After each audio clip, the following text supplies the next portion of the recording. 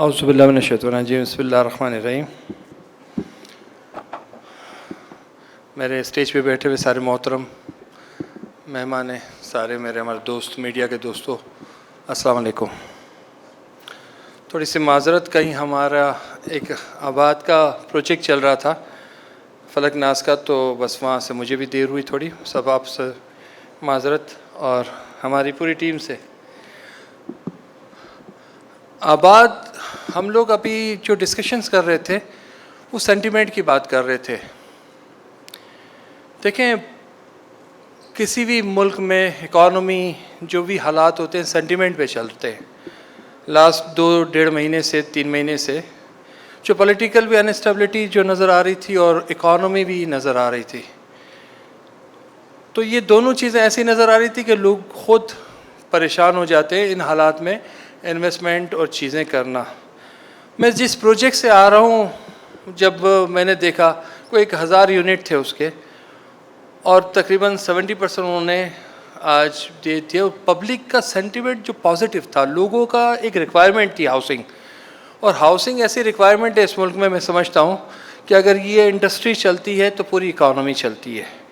میں ریمیکس کو اور ویلکم کہتا ہوں پاکستان میں، اور آباد ڈیفینیٹلی پوری آپ کو سپورٹ کرے گا.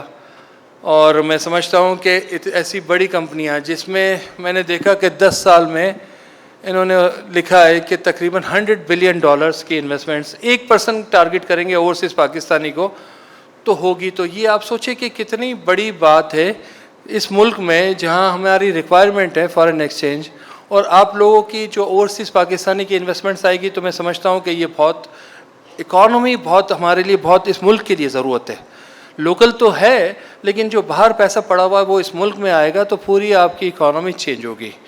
تو یہ وقت کی ضرورت ہے، اور میں کہوں گا ان حالات میں اور جس طریقے سے یہ لوگوں نے ریمیکس پاکستان میں آ رہا ہے اور انہوں نے کوشش کی ہے تو ہم ویلکم کرتے ہیں. اور ہمارے ملک کی ضرورت ہے، آپ لوگ اس کنٹری کی ضرورت ہے، اور میں سمجھتا ہوں کہ ہمیں مل کے کوشش کرنی چاہیے اس ملک کے لیے. اس لیے کہ جو بھی ڈیفیسٹ ہے اگر یہ ختم ہو جائے گا، ہمارا جو اوورسیز پاکستانی کا پیسہ بھی آتا ہے اور یہ انویسٹمنٹس بھی آئے گی اور باقی ایکسپورٹ بھی ہوتا ہے، تو یہ ترقی کرنا شروع ہو جائے گا، اپنے پیروں پہ کھڑا ہو جائے گا. اور یہ پالیسیز ہمیں ڈیولپ کرنی پڑے گی اس ملک کے لیے، آنے والی جنریشن کے لیے میں سمجھتا ہوں. تو میں آپ سب کا بھی بہت شکریہ، تھینک یو ویری مچ. اور آپ کو ہر طریقے سے آباد کی جو سپورٹ چاہیے اس ملک میں اس انڈسٹری کے لیے. ویسے ہی ہماری سب جگہ پالیسیز پہ اور جنگ چلتی رہتی ہے گورنمنٹ سے، اور ہم چاہتے ہیں کہ ایک فرینڈلی پالیسیز ہو، اچھا انوائرمنٹ دے، آپ اوورسیز کو کانفیڈنس دے.